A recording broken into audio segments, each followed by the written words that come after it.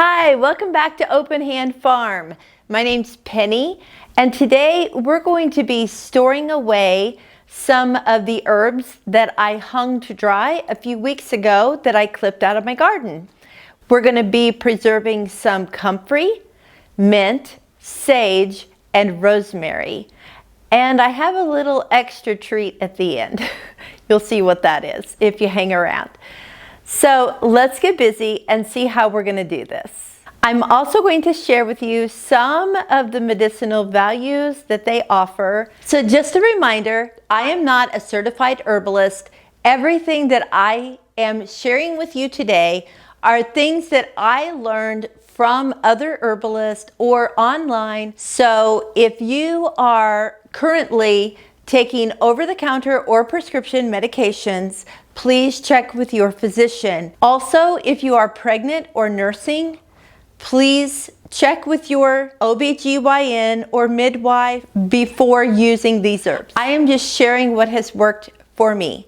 I encourage you to do your own research and see what you can find out about using these herbs. Okay, now let's get busy. The first herb we're going to discuss today is sage. Here is a picture of what a sage plant looks like when it is fresh. You will see that this plant has stalks on it where it flowered and now it is turning to seed. So when I process this plant, I take the new growth that has not flowered yet. So what I did is I snipped them off and I tied them in little bundles and made sure they were kind of wide enough that the airflow could get around them. And I went ahead and put these bundles on one string so that I only had to have one hook to hold 4 different bundles. Now I'm going to take these bundles apart. I want to share with you, when you are clipping the fresh herb, you want to handle the stem and avoid handling the leaf as much as possible. If you pluck the leaves off before you dry it, when you pull on that leaf, you are expelling some of its natural oils and benefits. So you want to leave it intact as much as possible. Just gonna snip it off here. I'm going to try to leave them as whole as possible. Now, if I wanted to, I could go ahead and snip the leaves off. Just break them off as a whole leaf. But I think I am just going to leave them because it's not a very big plant to store. I'm going to leave them like they are. And that way I can later take them off when I want to use them. Then I can crush them or break them to release more of those oils that are in them. So the way I'm going to store these, I like storing things in jars, but eventually you run out of shelf space and you run out of jars. So I am going to use my food saver and use food saver bags to slide these into, suck the air out as much as I can without crushing it, and then seal it. Food saver bags come in 2 different sizes, a skinny size and a little bit wider size. And I think I can handle using the smaller size for this. So I'm just going to kind of lay this on top of my bag to figure out how much I want. Now, I'm not worried about putting too many of these in here. I know I have so much more sage and I want to save as much as possible this year because I want to be able to use it in the winter with my chickens. I want to be able to use it in cooking. I want to use it for teas. You can buy little packets that absorb moisture to put in here, but I don't have any. So I'm just doing this and hopefully I won't be sorry. All right, now I have taken the air out of this bag of sage. It's very light. I can put it up on a shelf or in a basket with other bags that are light like this. And I will label it and the date so that I know when I did it, and it will be ready to go whenever I need to use it. Now this packet of sage, I want to go ahead and put it in a jar because I will use this now while I am cooking or using for tea, or even make some herbed water to give to the chickens. So I'm just going to try to very carefully take leaves off and put them in this jar. So I just want you to see that I'm trying not to squeeze the leaf to release the oils. So I want to share with you some of the medicinal qualities, some of the uses for sage while I am pulling these leaves off. I do have a little cheat sheet because I didn't want to mess up and tell you guys something wrong. So some of the uses for sage is for stomach gas and bloating, for diarrhea, and this would be drinking a tea, diarrhea, heartburn, depression, memory loss. It will help reduce hot flashes during menopause. And if you are nursing, when you are done nursing, it helps to dry your milk. So the warnings for this would be, again, talk to your doctor before you use it, just so that everything is safe. But for sure, if you are taking sage capsules, because some people will buy the capsules at the store and take it in quite large dosages. So if you're doing that, you do not want to take those capsules any more than 12 weeks and then give your body a break. If you are nursing, you don't want to drink sage tea because it will dry up your milk. Also, if you're drinking this as a tea, then you need to drink no more than 3 cups a day. Now, all of this information will be in the description box of the video, so you don't have to take notes. I got it all written down for you. But I also want to explain the best ways to make these herbal teas. If you were using fresh leaves, you'd want to chop them up to release the oils, and you would want about a tablespoon of chopped up leaves. Now you can adjust this, add a little more, a little less if it's too strong for you. With fresh leaves, you want a chopped up tablespoon measure, and you will pour boiling water on it and let it steep for 3 to 5 minutes. Now, as an optional add-in, you could add lemon, honey, mint. You could mix some of these herbs together. I'm not sure which ones are like the best fit with each other. You might look that up to see. If you are using the dried leaves, you want to kind of crush them up, and you will need only a teaspoon of dried leaves. So a tablespoon of fresh, a teaspoon of dried. And again, you would pour boiling water over it, let it steep 3 to 5 minutes, and all the same optional things, the honey, the lemon, you know. And this is the basic recipe that you can use for all of the herbs that I'm going to be talking about. We're almost there, guys. I was telling Mark that any dried herbs that I have bought from Amazon, they have been crushed up in the bag. So, you know, that's something to think about. Do you want to buy them already crushed in the bag? Or do you want to do your own and have them be a much more potent medicinal value for you? So that one little bundle finished this jar. Now you can use a food saver attachment that you put over the lid of this jar, and it sucks all the air out and it seals the jar. You hear it close and it seals. But I'm going to be in and out of this jar, so I'm not going to worry about that right now. If I were doing all of them in jars like this, I would definitely seal the other jars and leave one that I can use out of. The next herb we're going to talk about is rosemary. So this is what fresh rosemary looks like. I have a huge rosemary bush in my greenhouse. I decided I need to start clipping and drying.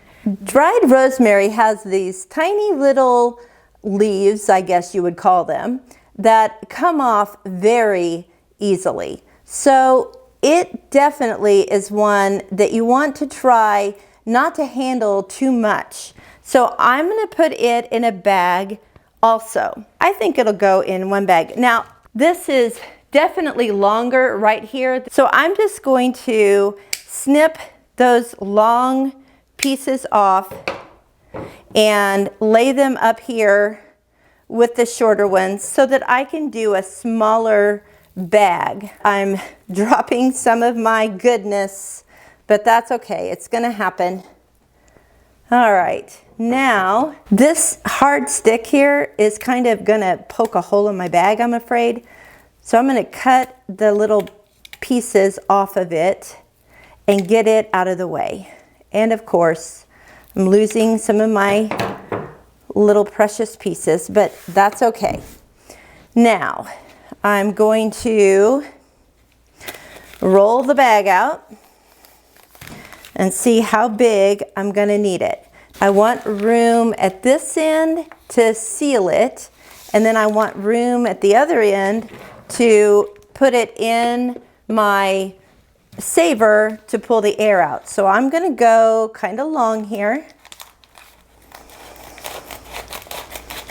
And I think I'm probably only going to be able to put one of these in a bag. Put it in there. Now this is the area that seals, so I know I want it up there. Lock it in place and push the seal button. All right, so we have a sealed bottom.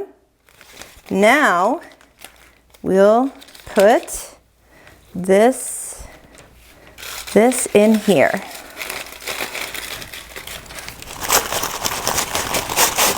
As delicately as possible.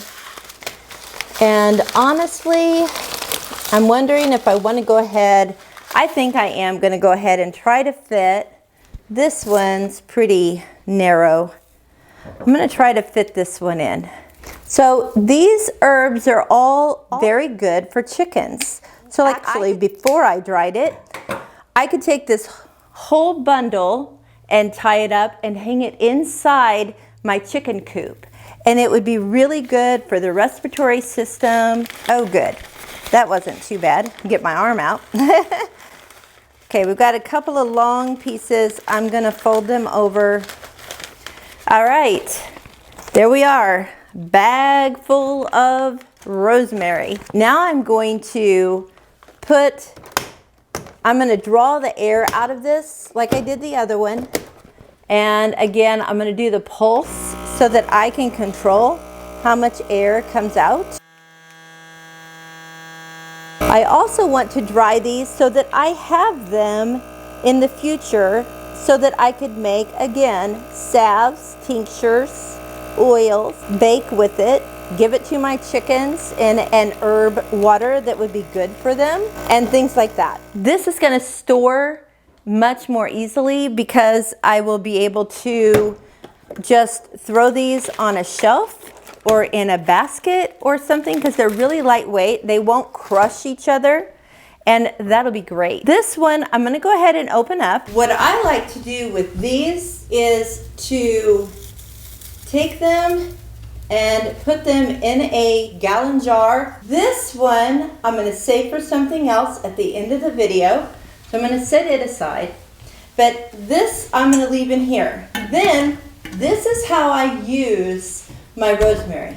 When I need rosemary, I shake the jar like this. Then I pour out the pieces that came off of the sticks when I shook them, and I chopped them up and used them in my cooking. So that makes a really easy way, so I don't have to sit and pull off little pieces, and I just leave this sitting on a shelf, and when I want it, I just shake it up. Show you what I'm going to do with the other bundle when we're done here. Okay, so let me tell you about rosemary. Rosemary is antifungal and antiviral and antibacterial. So if you watched my homemade cleanser video, that's why I used rosemary in my cleanser. Rosemary also helps with memory, with stroke prevention, heart disease, stomach gas and bloating, as well as it promotes and supports good gut health. And that's just to name a few of the things that rosemary can do. Now, a few more warnings on this one. Rosemary is not good for those with a bleeding disorder. It's also not good for those with high blood pressure. It should not be used in women who are pregnant or nursing, and it should not be used with those with liver disease. Now, again, those warnings pertain to taking high doses, but before you even drink the tea, you should check with your doctor if you have any of those conditions to make sure it's okay. If you do drink the tea, you should drink no more than 1 or 2 cups a day. Our next herb is comfrey. And comfrey looks like this before it is dried. If you watch my garden videos, you'll know that my comfrey has been cut back once, twice, and now it's even bigger. It just keeps growing back. It loves to provide for you. Let me just put it that way. But when you're working with dried comfrey, it can be a bit prickly. So I'm going to put my garden gloves on. This is what my dried comfrey bundle looks like. Comfrey has very big leaves, and it's really ideal if you can clip it when it has smaller leaves, but I did not, and it will still be beneficial. So I'm going to, again, try to fit a comfrey plant in one of these bags. I don't know if that's going to work, but we're going to try. I'm going to cut this bag pretty big, and I'm just going to leave this, again, intact. I'm not going to pull the leaves off because I might decide I just want to throw this in with my chickens someday.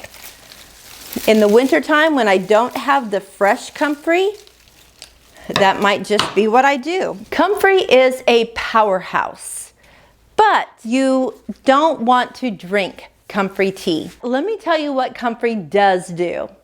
As a salve or as a poultice, it relieves back pain, sprains, osteoarthritis, bruises. It heals broken bones. It takes care of joint pain. And those are just a few things that it will do for the body. Then it is also useful in the garden. It is a great fertilizer. The comfrey plant has a taproot that goes down up to 10 feet in the ground, and it draws minerals from deep in the ground into its plant. So what you can do is take the leaves, chop them up, lay them around your other plants, and let them lay there as a mulch. And as it lays there, all of that nutrition goes into your plants. You can also soak it in water for up to 2 weeks. It smells really bad, but it works great. Then you just water it down. You don't use it straight. Water it down and put it on your garden plants. You can also use it to help jumpstart your compost piles because it's got a lot of nutrition in it to get that going. Now, there are warnings. Again, it is suggested not to drink comfrey tea. You only use the salves or poultices for 10 days and then you take a break. Do not apply to broken skin. So it needs to be a healed skin, no open wounds. And when you're dealing with the dried plant, you'll want to wear gloves because it is very prickly. Again, this can be fed to chickens, either dry or fresh. You can use it to make tinctures, extracts, or salves. I am going to stick this down in this bag. I got this end sealed. See if it's gonna fit. I probably made this too big, but that's all right. We can cut it off. see what happens here.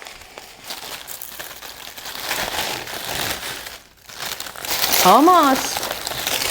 Okay, I think I can push it in from here. Okay, I am going to cut this down a little bit. Now the other comfrey I'm going to hold on to, and I am going to make some comfrey infused oil, and then I will use that to make some comfrey salve that can be used for healing bruises and things like that. It's a very long bag, so it's taking longer. Okay, we're getting there. And seal.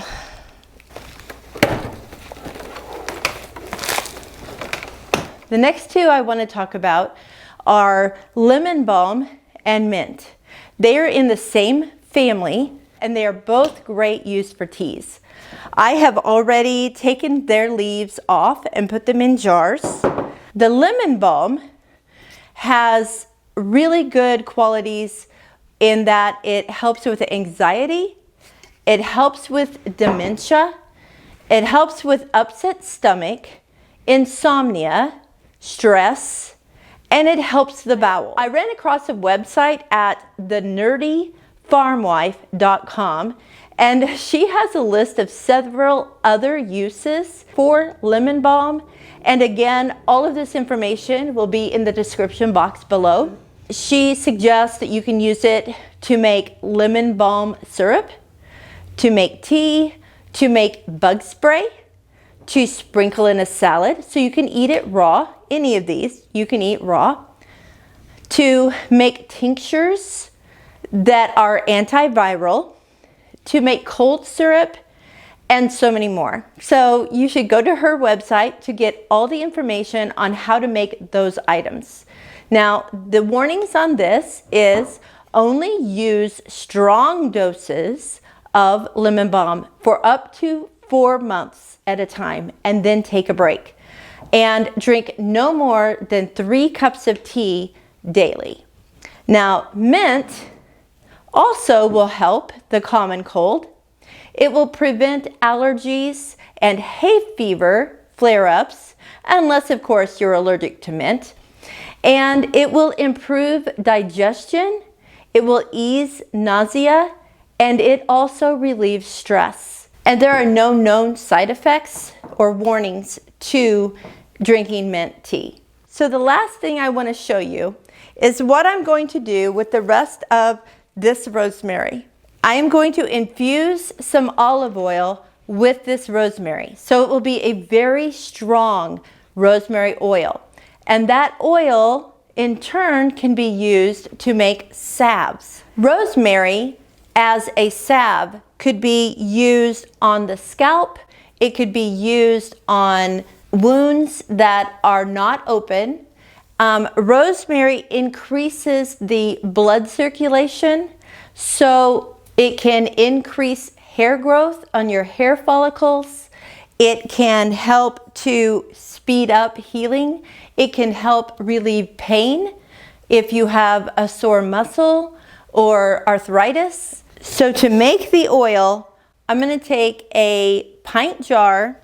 In this bowl, I'm just going to kind of cut this into smaller pieces, and in doing so, some of the little green leaves are coming off in the bowl, which is what I want. I want them disturbed right now because I want to be able to have them kind of open up as such to release those oils, so that it is infused into the olive oil that I put in here. I am gonna try to knock off a few of these. They're a little prickly, so you'll wanna be a little careful here. That way I just have more opportunity for infusion. Now I'm gonna fill my jar about 2/3 full of the rosemary, and then I'm just gonna put enough oil in to cover it and have just a little extra over, because as these herbs are soaking in the oils, they will rehydrate to a certain extent. Now, I'm going to take my jar, and I have a lot that are loose. So I'm going to throw those in. And then I'm going to kind of just, now you don't want to pack these jars heavy, like really tight. But because I have sticks, I am kind of pushing it in there. All these little pieces to kind of go down in there. Got some more little ones.